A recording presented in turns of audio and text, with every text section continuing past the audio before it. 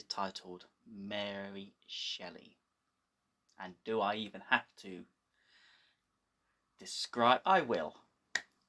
For those that don't know the great Mary Shelley.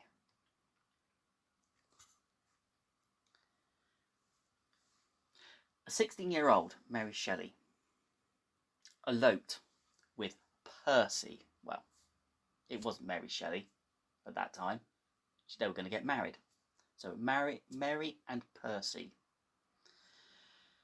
eloped, leaving London on one morning in 1814 to catch a ship from here in this very town of Dover to France. Now the journey would normally have taken about 3 hours, but they encountered a storm over the next several hours, and Mary was confined to her cabin. There's been various things said about the reasons why. Some say she was seriously seasick, or she was certainly ill. She definitely admits that, but she might have been in early stages of pregnancy, whether she knew or not. Others say she didn't want to face the crew because, you know, after all, she was only 16 and Percy was a fair bit older. It was all a great scandal. But what is known, when they finally arrive in France and to finally settle there, Mary went on to write the most influential stories of modern horror, and that is Frankenstein. Now again, there are numerous claims to where she found the inspiration,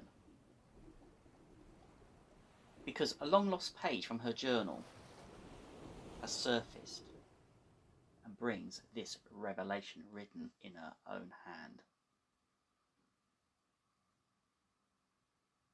I boarded the ship bound for my new life in France on a very hot evening of the 28th of July 1814 with my dearest Percy. The sailing began well, though the wind was light, but it wasn't long until the journey became a nightmare, for a storm arose and sent the ship bucking and shaking in the high winds and waves. I feared we would drown, but Percy reassured me we would make it. As the night wore on, he had been summoned on deck as all abled men fought to maintain some element of control of the ship against the onslaught of this threatening weather, in the chance that it could push us north onto the Goodwin Sands and wreck us, and we would certainly drown. He left me alone in my cabin, in our cabin, but he did convince another passenger, a woman like myself, bereft of her man, to join me, so that we could find some comfort together against our fears of the impending doom. She was a wealthy woman, travelling from a hometown of Dover, which we had just left, to start her life in France too. She was evasive at start as to her reasons for leaving England, but eventually admitted that a great misfortune had occurred very recently in that same town, requiring her rapid departure. I listened to her story, which I relate here because it provides much colour. Perhaps one day I might find a worthy inspiration from this. I did, however, swear a vow of secrecy, so that I will only refer to her as Margaret, and that she is travelling with her distant cousin and not her husband, as it turns out. Margaret was married to a successful doctor in Dover, who ran a successful practice in the St James area of Dover at the foot of the cliffs up to the castle. His time was often spent with the officers and their families who served at the castle and the nearby barracks, and other wealthy clients on the edge of town. They lived a relatively good and happy life. That was until a sudden change occurred when Charles received a strange visitor one evening into his study alone. Initially, she thought it was a medical call, but they talked late into the night.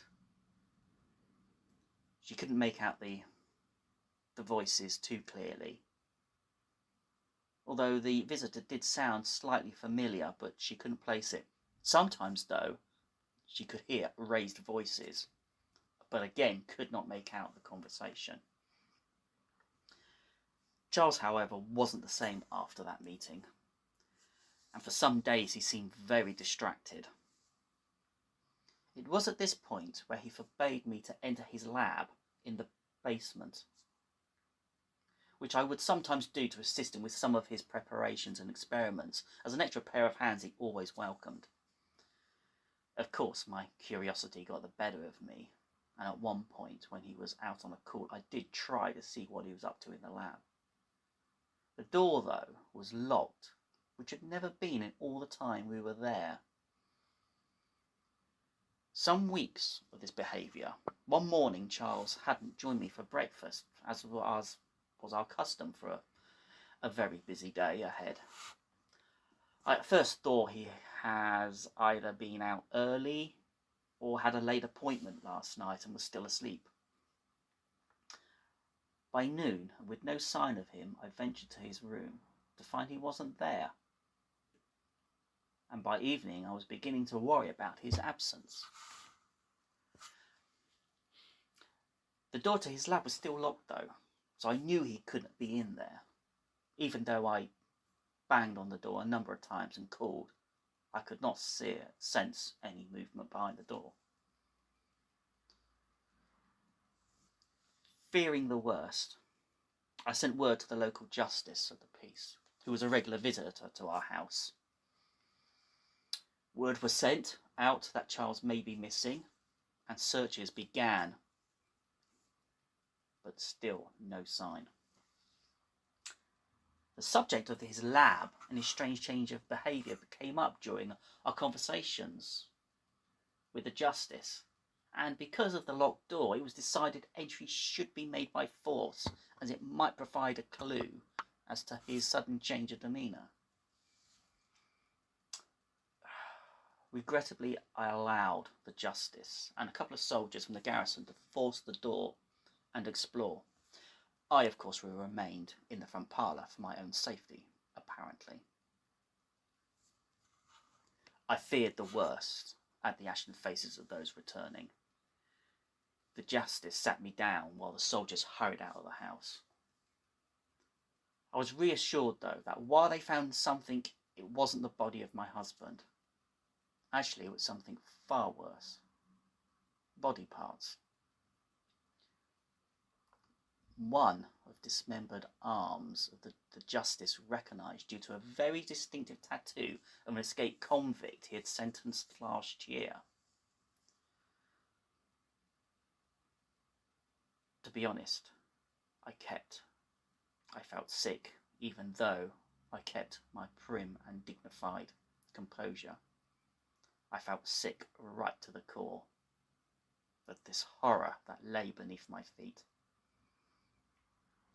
The justice obviously wanted to ask more questions, as this was a very serious case of body snatching and who knows what else.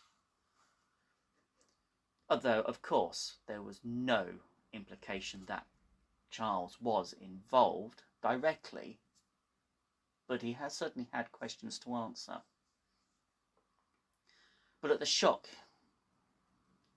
he felt I should be given some relief, and also offered me lodgings at his house should I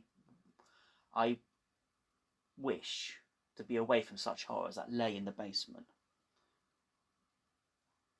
I thankfully took that, but not too hurriedly. I was in a sorry state for some days, with anguish and worry for myself and for whatever happened to my husband, as well as the poor souls who lay down there. The authorities removed the remains, which I was briefly told included a number of cadavers of which state and gender I was thankfully spared. The remains were quickly buried in an unmarked grave at St James Cemetery near our home. Still no sign of my husband, and the authorities were reaching the opinion that he knew of this illegal activity and decided to take flight. He had become a wanted man, and the repercussions on my own position began to dawn. As the following couple of weeks went by, with increasing concern, I wondered why the justice continued to house me, even when I mentioned with the remains gone I would prefer to return home. Was I a suspect too? It was never directly levelled at me.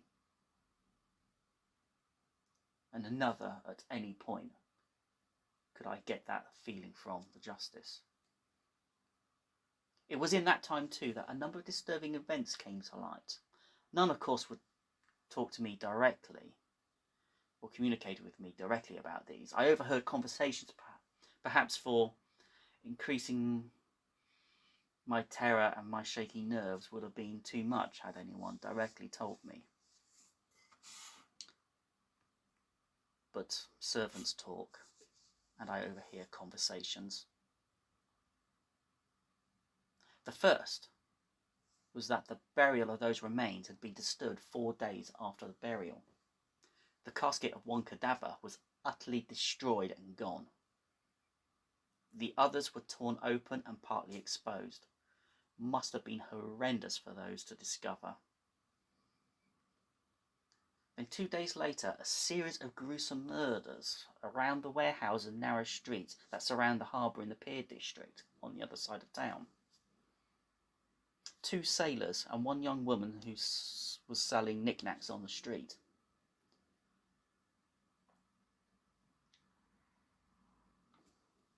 Were they connected? No one would definitely lay out that. But it was curious, nevertheless, even though such things do happen from time to time here. For it is a busy place. What may have unhinged my mind at that point, and certainly sent me to my bed for a few days, was that the description of someone running away from the murder of the woman was an one-armed man. My mind recalled the convict that the justice had mentioned previously.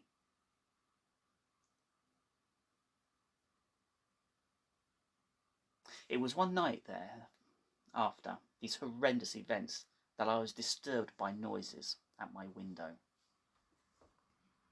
I was sleeping fitfully on the ground floor at the back of the justice's lodge, and on waking to the noise, I saw a dark shadow against the window. It was trying to get through. At first I wondered if it was my husband trying to evade notice, and I began to climb slowly out of bed to open the window for him. I had only taken a few steps when I noticed that the figure looked odd. Then I realised it only had 1 arm. I remember screaming, and nothing else after that. I woke back up in bed, with the justice and his wife beside me. They looked sad and said I'd been unconscious for a couple of days. My scream alerted the house, and a chase began as the intruder tried to make an escape. It was chased surprisingly quickly through towards the Pier District once again, and drawing a crowd behind it, it was pursued up to the cliffs. It was finally cornered on the cliff's edge, and before it could be apprehended, it threw itself over the edge. It was, of course, too dark to see, and a long way down. No body was found at first light, but the tide could easily have taken it.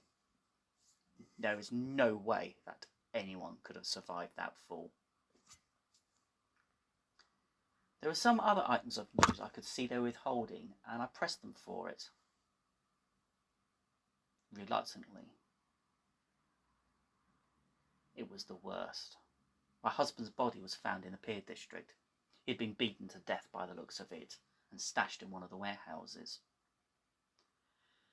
With that, there was no case to answer, and I was advised to make a fresh start somewhere. So I am here, heading to France, accompanied by my cousin, who was willing to provide a place for me in Paris. And so ends Margaret's account. But one final footnote to that account I have to add.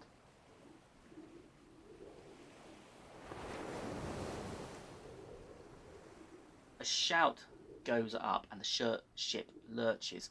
There's a banging on the door of my cabin, and a muffled voice shouts to Margaret that they are approaching the coast. It's at that voice I will never forget the expression on her face.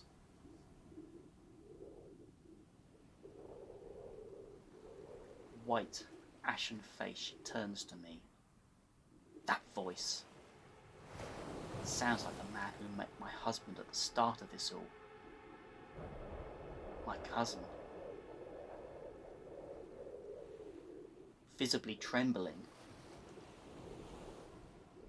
she steadies herself.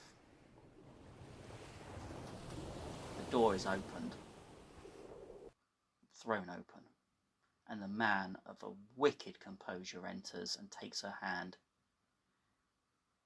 Drawing her out, she looks at me in terror. I will fear for her.